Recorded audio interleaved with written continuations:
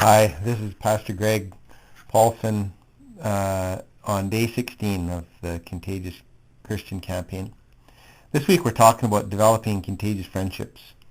You know, the Bible tells us in the book of Luke, chapter 7, verse 34, that Jesus was known as a friend of sinners. Isn't that a cool statement that the people that didn't know God, that weren't religious, considered themselves to be a friend of Jesus?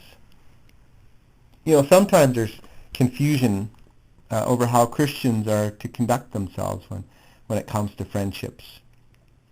And sometimes fear or indifference or misunderstanding has caused us as Christians to isolate ourselves to the point where we just don't even have any friends who don't know Jesus as the leader of their lives.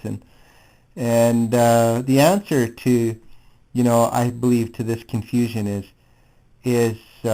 in the terms insulate and isolate.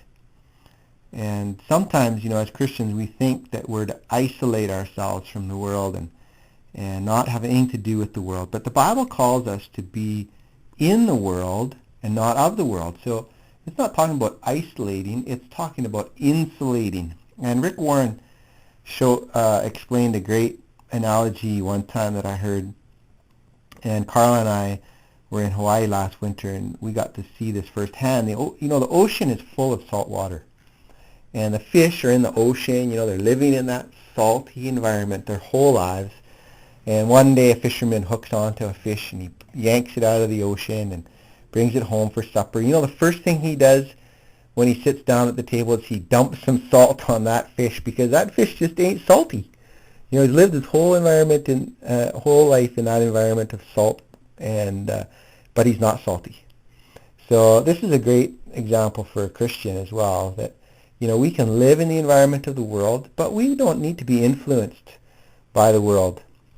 So how do we do it? How do we as Christians insulate ourselves from the world so that we can build great friendships? Now, Jesus, he did this. He led us in building genuine friendships with people, and a couple of rules that I can see that he followed in the Gospels are, one, he entered into relationships as the influencer. He didn't just walk along blindly and, people had their agenda with him. No, Jesus had his own agenda. He saw people that he could influence, and he went to them. He met their needs in practical ways. He healed them. He, went to their homes for drinks and all kinds of stuff. He just got with people wherever he could call them to follow him or whatever, and he just got into some genuine friendships as the influencer, not the person who was being influenced. Second thing he did is he met people in their homes. He met in the family atmosphere, people around, public places.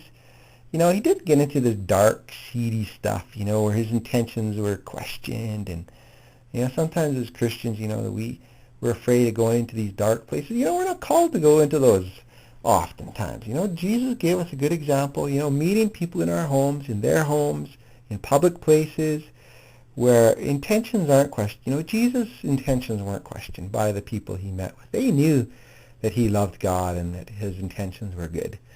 And this is a good example for us as well. So I hope that encourages you to insulate yourself and not isolate yourself, and that God would help you to develop some great friendships this week as you serve him. Why don't you make it a prayer that God would lead you into some contagious friendships? God bless you. Have a great week.